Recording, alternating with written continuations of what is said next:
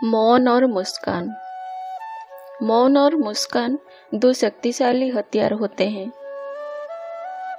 मुस्कान से कई समस्याएं हल की जा सकती हैं और मौन रहकर कई समस्याओं को दूर रखा जा सकता है। कम बोलिए और अपने कार्य पर ज्यादा ध्यान दीजिए। कुछ ही दिनों में आप मौन की शक्ति को पहचान लेंगे। ऐसी कौन सी परिस्थिति है जिसमें आदमी शांत ना हो सके? ऐसी कौन सी परिस्थिति है जिसमें आदमी प्रेमपूर्ण ना हो सके? ऐसी कौन सी परिस्थिति है जिसमें आदमी थोड़ी देर के लिए मौन और शांति में प्रविष्ट ना हो सके? हर परिस्थिति में वो होना चाहिए तो बिल्कुल हो सकता है। एक वजीर को उसके सम्राट ने फांसी की सजा दे दी थी। सुबह तक सब ठीक था। दोपहर वजीर के घर सिपाही आए और उन्होंने घर को चारों तरफ से घेर लिया और वजीर को जाकर खबर दी कि आप कैद कर लिए गए हैं और सम्राट की आज्ञा है कि आज शाम 6 बजे आपको फांसी दे दी जाएगी। वजीर के घर उसके मित्र आए हुए थे। वजीर का जन्मदिन था। उसी दिन एक बड़े संगीतज्ञ को बुलाया गया था। वह अभी अभी अपनी बीणा लेकर हाजिर हुआ था। अब उसका संगीत शुरू होने को ही था। संगीतज्ञ के हाथ ढीले पड़ गए। बीणा उसने एक और टिका दी। मित्र उदास हो गए। पत्नी रोने लगी। लेकिन उस वजीर ने कहा, 6 बजने में अभी बहुत देर है, तब तक गीत पूरा हो जाएगा। राजा की बड़ी कृपा है कि 6 बजे तक कम से कम उसने फांसी नहीं दी। लेकिन बीणा क्यों बंद हो गई? भोजन बंद क्यों हो गया? मित्र उदास क्यों हो गए? 6 बजने में तो अभी बहुत देर है। 6 बजे तक कुछ भी बंद करने की कोई जरूरत नहीं है। लेकिन मित्र कहने लगे, अब हम भोजन कैसे करें? संगीतज्ञ कहने लगा, अब मैं बीणा कैसे बजाऊं? परिस्थिति बिल्कुल अनुकूल नहीं रही। वो आदमी हंसने लगा जिसको फांसी होने को थी। उसने कहा, इससे अनुकूल परिस्थिति और क्या होगी? 6 बजे मैं मर जाऊंगा। क्या यह उचित ना होगा कि उससे पहले मैं संगीत सुन लूं? उससे पहले मैं अपने मित्रों के संग हंस लूं, बोल लूं, मिलूं? क्या ये उचित ना होगा कि मेरा घर एक उत्सव का स्थान बन जाए, क्योंकि शाम 6 बजे मुझे हमेशा के लिए विदा हो जाना है? घर के लोग कहने लगे, परिस्थिति अब अनुकूल ना रही कि अब कोई बीणा बजाए। परिस्थिति अनुकूल ना रही कि कोई अब भोजन करे। लेकिन वो आदमी कहने लगा, इससे अनुकूल परिस्थिति और क्या होगी? अब 6 बजे मुझे हमेशा के लिए विदा हो जाना है, तो क्या ये उचित होगा विदा होते क्षणों में मैं संगीत ना सुनूं?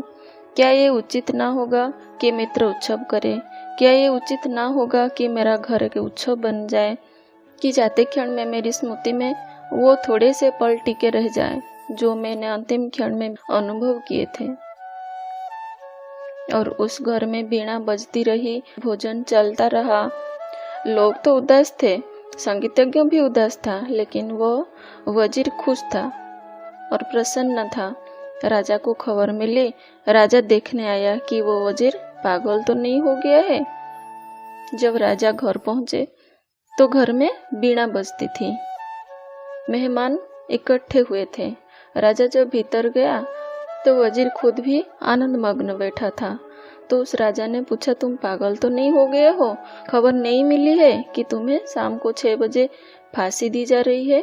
उसने कहा, खबर मिल गई, इसीलिए आनंद के उत्सव को हमने तीव्र कर दिया है।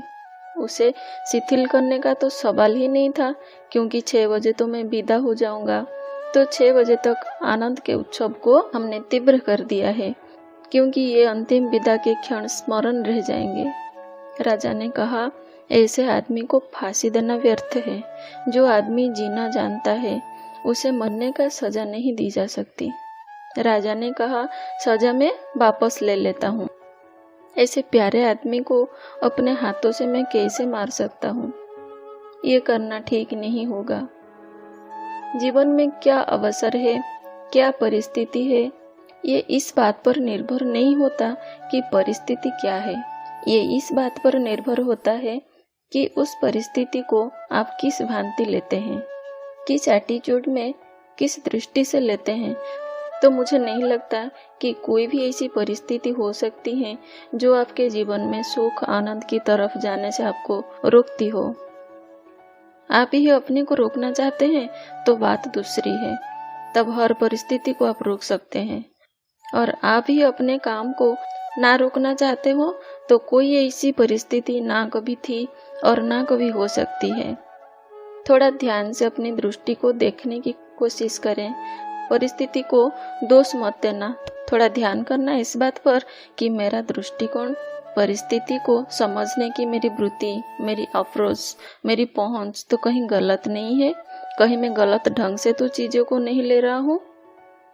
फिर आप पाएंगे कि सुख दुख, सफलता असफलता सब कुछ आपके नज़रिए पर निर्भर करती है।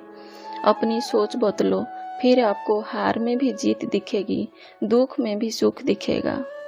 उम्मीद है आपको मेरी वीडियो ज़रूर पसंद आई होगी। मेरे साथ अंत तक जुड़े रहने के लिए आपका बहुत बहुत धन्यवाद।